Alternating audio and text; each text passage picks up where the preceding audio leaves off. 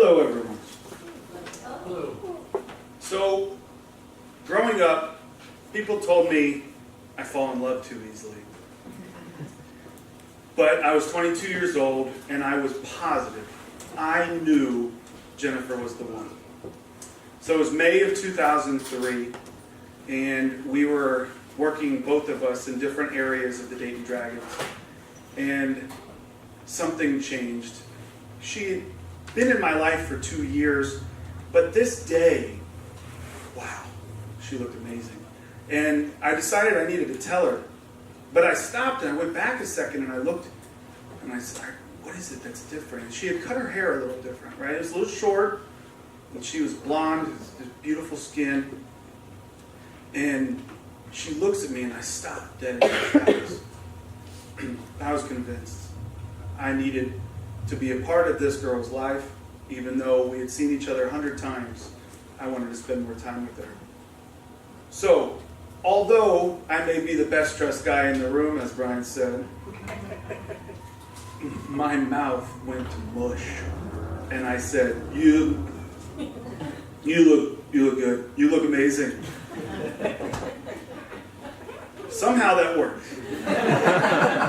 And the next couple days, the homestand was over, and we were spending every waking moment we possibly could together.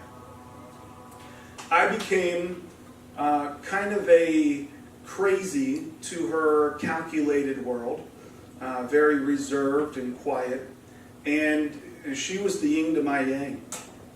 She was this speed bump to a world that I didn't know how to slow down in. But then I met Danielle. So I know you're thinking, okay, this guy falls in love too easy. And I did, but Danielle was the 3-year-old to Jennifer, this beautiful, just milky skin with this strawberry red hair and just this cute as a button 3-year-old to Jennifer. And I mentioned Jennifer was calculated. And she definitely was. She took a long time, about 6 weeks, to introduce me into her world. And for good reason. I don't know if she wanted either one of us to scare each other away. But if it was on my end, not hers. So life goes on. A couple months. It's now February of the next year. And we are getting along very well. And now we've got everybody in our lives. We've got family members. We've got trips to Marion's, and everybody in the Dayton area, you got to go to Marion's for things, right? So here we are, we're at Marion's, and I decide, you know what, I've got this opportunity to move to West Virginia for a job. And it's this chance for us to establish this independence in life that we'd never had, right? We were just dating, but this was serious. But we'd have to move in together. And we'd have to move 3 hours away. And damn it, I've got to propose too if I'm going to do that. Now, you don't have to, but I told you she's the one, right? I told you she's the one, and I needed to take that step forward. So we get home that night. I'm face to face with my father-in-law to be, and I say, Ralph, I know that we're moving away, but I'd also like to ask for your daughter's hand in marriage.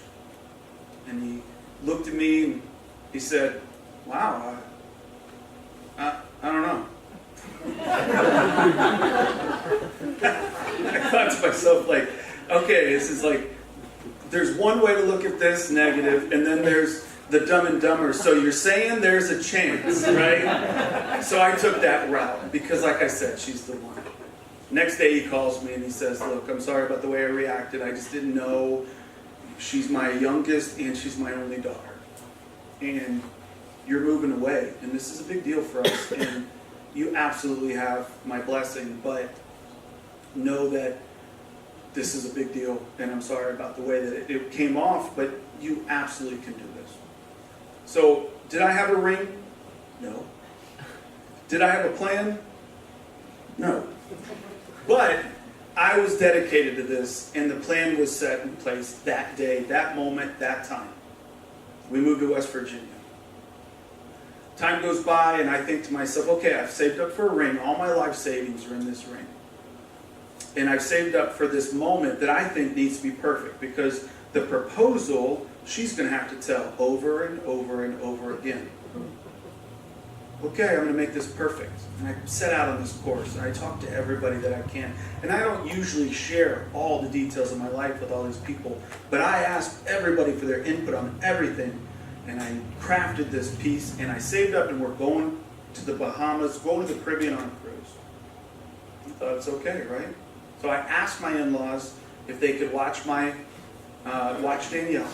And I again say, hey, look, this is the ring that I got that I didn't have months ago. And they laughed at me. And I said, what the heck? Again, you guys are laughing at me or giving me wows, I don't knows. And they said, we thought you forgot. Okay, I got it.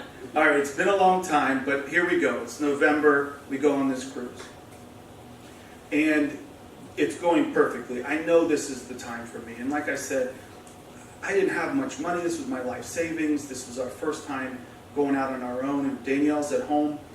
And the day goes on. And I'm convinced Saturday's the day. I'm going to propose on Saturday, November 13th, 2014. We get off the boat, and I've got this big lump in my pocket. I don't know how she didn't realize what was going on. And we go snorkeling. And like an idiot, I brought the ring. And I went into the water, and I thought to myself, okay, I'm glad I left it back on the boat, but there are people on the boat that I've never met before, and everything was okay. Okay, so we get back on the boat, we go back, and I'm like, oh God, I'm so nervous. I didn't do it then. I should have done it then. Why didn't I do it then? And I'm beating myself up. And we get back on the boat, and oh my God, there's a metal detector. And miraculously, I make eye contact with this man. And in one fluid motion, I hand him the ring around, and he just goes about his business. Serendipitous, everything's okay. She doesn't notice. That would have botched everything. Would have been memorable, but that would have botched everything. Life goes on. So that night, I still haven't done it. I'm beating myself up. And I think, okay, I'm going to do it after dinner. Boy, did she look perfect that night. She was gorgeous. She had this great outfit on, and I just tried to look good enough, and good enough to be in the same room as her. And after, we went off the boat to the Atlantis Resort near the Bahamas. They're in the Bahamas on the beach, and we're walking there. The moon is perfect. The moon is lighting up the night sky, and it looks beautiful on her. This aura of just gorgeous.